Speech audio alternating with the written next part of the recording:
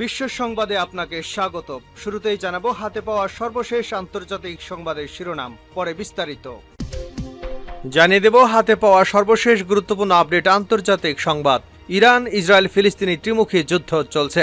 শুরুতেই থাকছে ইসরায়েলের স্পর্শকাতর সামরিক স্থাপনায় আঘাত এনেছে হিজবুল্লাহ ড্রোন। যুদ্ধের মধ্যে এটি ইসরায়েলে হিজবুল্লাহর সবচেয়ে গুরুত্বপূর্ণ হামলা। এতে 14 সেনা আহত হয়েছে বলে জানিয়েছে ইসরায়েল। এবারে জানাবো পাকিস্তানের হাতে অত্যাধুনিক রকেট, আতঙ্কে শত্রু দেশগুলো। শত্রুর বুকে কাঁপন ধরিয়ে দেওয়ার মতো ফাত্তা-2 নামে অত্যাধুনিক রকেট পরীক্ষা চালিয়েছে পাকিস্তানের সামরিক বাহিনী। এমন পরীক্ষার পর অনেকটা নড়ে চড়ে বসতে বাধ্য হয়েছে প্রতিবেশী ভারতসহ পাকিস্তানের শত্রু দেশগুলো। ফাত্তা-2 নামের এই রকেটটি 400 কিলোমিটার দূরের লক্ষ্যবস্তুতে সফলভাবে আঘাত হানতে সক্ষম। জানাবো যুদ্ধ শেষে গাজায় যে পরিকল্পনা করছে যুক্তরাষ্ট্র। এদিকে পশ্চিম আফ্রিকা দেশ নাইজেরিয়ায় মসজিদে বাইরে থেকে তালা আটকে দিয়ে পেট্রোল ঢেলে আগুন ধরিয়ে দিয়ে 11 মুসল্লিকে পুড়িয়ে হত্যা করা হয়েছে। এ ঘটনায় আহত হয়েছে আরো বহু মানুষ। ঘটনার সময় মুসল্লিরা ফজরের নামাজ আদায়ের জন্য মসজিদে জড়ো হয়েছিলেন। এবারে থাকছে ভারতের পশ্চিমবঙ্গে মালদহে বজ্রপাতে 11 জনের মৃত্যু হয়েছে। গতকাল বৃহস্পতিবার দুপুরে মালদহে বিভিন্ন এলাকায় এসব দুর্ঘটনা ঘটে। এবং সর্বশেষ জানাবো সিঙ্গাপুরের প্রধানমন্ত্রীর পদত্যাগ। সিঙ্গাপুরের প্রধানমন্ত্রী লি সিয়েন লুং পদত্যাগ করেছেন। দীর্ঘ 20 বছর ক্ষমতায় থাকার পর বুধবার রাতে পদত্যাগ করেন তিনি। এরপর লি আনুষ্ঠানিকভাবে উপপ্রধানমন্ত্রী এবং অর্থমন্ত্রী লরেন্স ওং এর হাতে ক্ষমতা হস্তান্তর করেন। এর মধ্য দিয়ে দেশটিতে দীর্ঘ এক রাজনৈতিক যুগের অবসান ঘটল। এতক্ষণ শিরোনাম শুনছিলেন, এবার বিস্তারিত। প্রিয় দর্শক, আপনি যদি এই চ্যানেলে নতুন হয়ে থাকেন, ভিডিওটি দেখতে দেখতে চ্যানেলটি সাবস্ক্রাইব করে আমাদের সঙ্গেই থাকুন। আর এই ভিডিও সম্পর্কে আপনি আপনার মূল্যবান মতামতটি কমেন্ট বক্সে জানিয়ে দিন।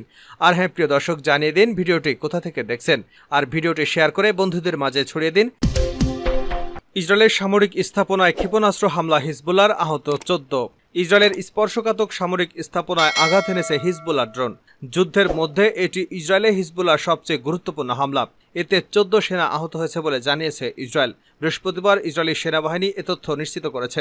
খবর টাইমস অফ ইসরায়েলের। প্রতিবেদনে বলা হয়েছে, বুধবার সন্ধ্যায় লেবানন ভিত্তিক সশস্ত্র সংগঠন হিজবুল্লাহ একটি বিস্ফোরক ড্রোন দিয়ে লেয়ার গ্যালালির একটি স্পর্শকাতর সামরিক স্থাপনায় হামলা চালাতে সক্ষম হয়েছে। ইসরায়েলের সেনাবাহিনী বলছে, আহত 6 সেনার অবস্থা গুরুতর। লেবানন থেকে বেদুইন গ্রাম আরব আল আরামসে অভিমুখে ছোড়া কয়েকটি ট্যাঙ্ক বিধ্বংসী ক্ষেপণাস্ত্র এবং ড্রোন চিহ্নিত করার পর সেগুলো যেখান থেকে ছোড়া হয়েছে সেই জায়গাতেই আঘাত হানা হয়েছে। হামলার বিষয়ে হিজবুল্লাহ দাবি করেছে, তারা ইসরায়েলি বিমান বাহিনীর একটি ঘাঁটিতে বিস্ফোরণবাহী ড্রোন নিক্ষেপ করেছে। সেখানে স্কাই ভিউ নামে পরিচিত একটি দৈত্যাকার ক্ষেপণাস্ত্র শনাক্তকারী ব্লিম পরিচালিত হয়। ঘাঁটিটি লেবানন সীমান্ত থেকে প্রায় 35 কিলোমিটার দূরে গোলানি জংশনের কাছে অবস্থিত। বৃহস্পতিবার সকালে আইডিএফ হামলার তথ্য নিশ্চিত করে বলেছে, হিজবুল্লাহর একটি ড্রোন গোলানি জংশন এলাকায় একটি স্পর্শকাতর সামরিক স্থাপনায় আঘাত এনেছে।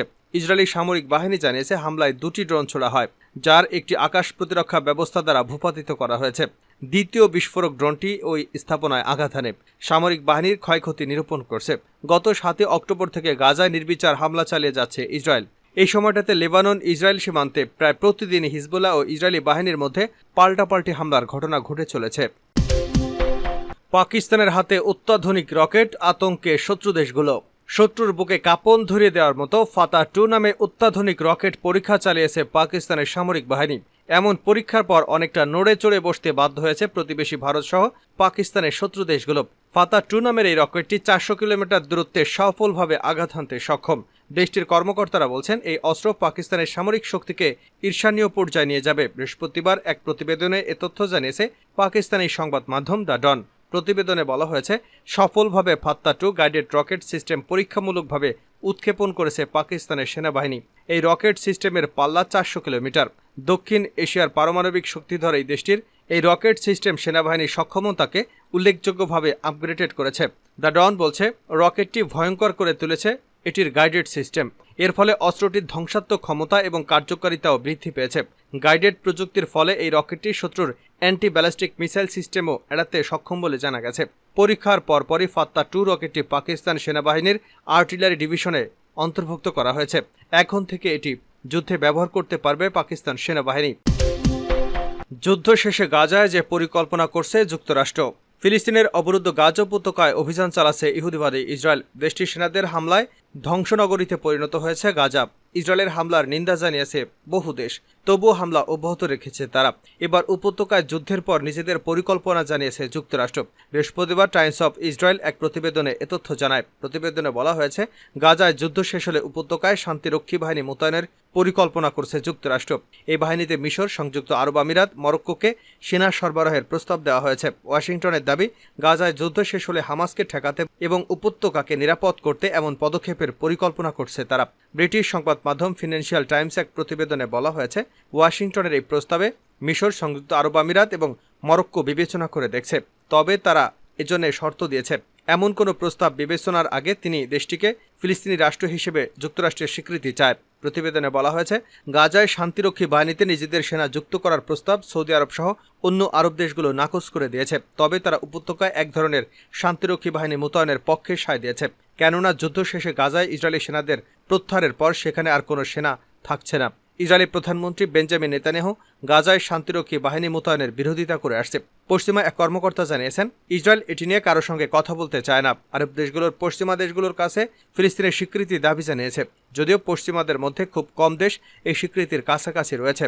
গাজায় শান্তিরক্ষী মোতায়েনের পরিকল্পনা থাকলেও এতে কোনো মার্কিন সেনা থাকবে না। আরব দেশগুলোকে এতে সেনা সরবরাহের প্রস্তাব দিয়েছে যুক্তরাষ্ট্র। বিষয়টির সঙ্গে পরিচিত এক কর্মকর্তা বলেন, এ প্রচেষ্টায় ওয়াশিংটন নেতৃত্ব দেবে, যদিও তা বাস্তবায়নের এখনও অনেক কাজ বাকি। নামাজের সময় তালা আটকে মসজিদে দেওয়া হলো আগুন, নিহত 11। পশ্চিম আফ্রিকা দেশ নাইজেরিয়ায় মসজিদের বাইরে থেকে তালা আটকে দিয়ে আগুন ধরিয়ে 11 মুসল্লিকে হত্যা করা হয়েছে। এ ঘটনায় আহত হয়েছে আরও বহু মানুষ। ঘটনার সময় মুসল্লিরা ফজরের নামাজ আদায়ের জন্য মসজিদে জড়ো হয়েছিলেন। বৃহস্পতিবার এক প্রতিবেদনে এ তথ্য জানিয়েছে ব্রিটিশ সংবাদ মাধ্যম বিবিসি।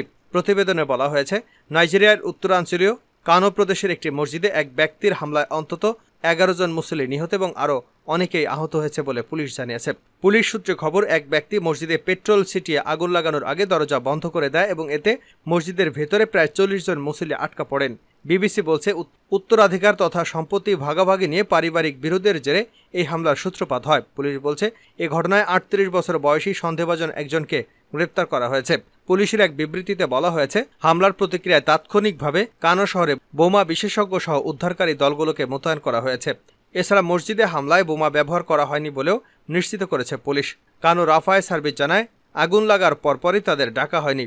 আরও আগে জানানো হলে তারা আরও দ্রুত পরিস্থিতি নিয়ন্ত্রণে আনতে পারতেন। কানো ফায়ার সার্ভিসের মুখপাত্র সামিনু ইউসুফ বিবিসিকে বলেন, স্থানীয়রা আগুন নেভানোর পরেই তাদের জানানো হয়েছিল। পুলিশ বলছে, সম্পত্তির উত্তরাধিকার নিয়ে বিরোধের অংশ হিসেবে এই ঘটনার কথা স্বীকার করেছে সন্দেহভাজন ব্যক্তি। ওই ব্যক্তির দাবি, সে মসজিদের ভেতরে থাকা পরিবারের কয়েকজন সদস্যকে লক্ষ্য করে এ হামলা চালায়। ঘটনাস্থল পরিদর্শন করার পর স্থানীয় পুলিশ প্রধান উমর সান্দা সাংবাদিকদের বলেন, যা ঘটেছে তা কোনো সন্ত্রাসী কর্মকাণ্ড নয়, বরং এটি সম্পত্তির উত্তরাধিকার সংক্রান্ত বিরোধের জেরে হয়েছে। এ ঘটনায় আহত শিশুসহ অনেকেই এখনও হাসপাতালে চিকিৎসা নিচ্ছেন। সিঙ্গাপুরের প্রধানমন্ত্রীর পদত্যাগ। সিঙ্গাপুরের প্রধানমন্ত্রী লি সিয়েন লং পদত্যাগ করেছেন। দীর্ঘ 20 বছর ক্ষমতায় থাকার পর বুধবার রাতে পদত্যাগ করেন তিনি। এবার লি আনুষ্ঠানিকভাবে উপপ্রধানমন্ত্রী এবং অর্থমন্ত্রী লরেন্স ওং এর হাতে ক্ষমতা হস্তান্তর করেন। এর মধ্য দিয়ে দেশটিতে দীর্ঘ এক রাজনৈতিক যুগের অবসান ঘটল। খবর বিবিসির। ওই ব্রিটিশ সংবাদ মাধ্যম জানিয়েছে, 1965 সালে সিঙ্গাপুর স্বাধীন হওয়ার পর থেকে মাত্র 4 জন প্রধানমন্ত্রী পেয়েছে। 4 জনই ছিলেন পিপলস অ্যাকশন পার্টির প্রতিনিধি।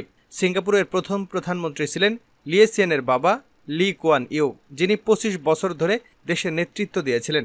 তাকে আধুনিক সিঙ্গাপুরের প্রতিষ্ঠাতা বলা হয়। লি তার বাবা প্রধানমন্ত্রী থাকা অবস্থাতেই 1984 সালে রাজনীতিতে যোগ দেন। সিঙ্গাপুরের দ্বিতীয় প্রধানমন্ত্রী গো চোক তাং এর আমলে তিনি গুরুত্বপূর্ণ রাজনৈতিক দায়িত্ব পালন করেছিলেন। এরপর 2004 সালে লি প্রধানমন্ত্রীর দায়িত্ব নেন।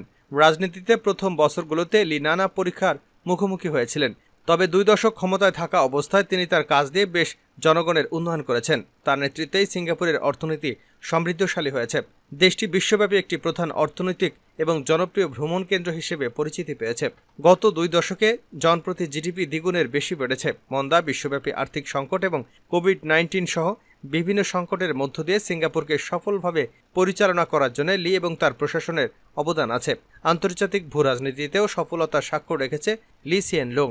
আঞ্চলিক প্রতিযোগিতার মধ্যে তিনি যুক্তরাষ্ট্র ও চীনের সঙ্গে সম্পর্কের ভারসাম্য বজায় রাখতে সক্ষম হয়েছেন।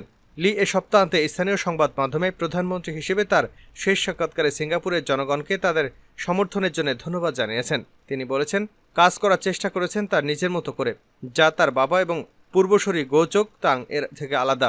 বিশ্লেষকরা বলছেন, লি পরিবারের ছায়া থেকে দূরে সরে যাওয়ার কারণে সিঙ্গাপুরের রাজনৈতিক নেতৃত্বে নতুনভাবে বিকশিত হবে, যদিও লি সিয়েন লু এখনও ঊর্ধ্বতন মন্ত্রী হিসেবে মন্ত্রিসভায় থাকবেন।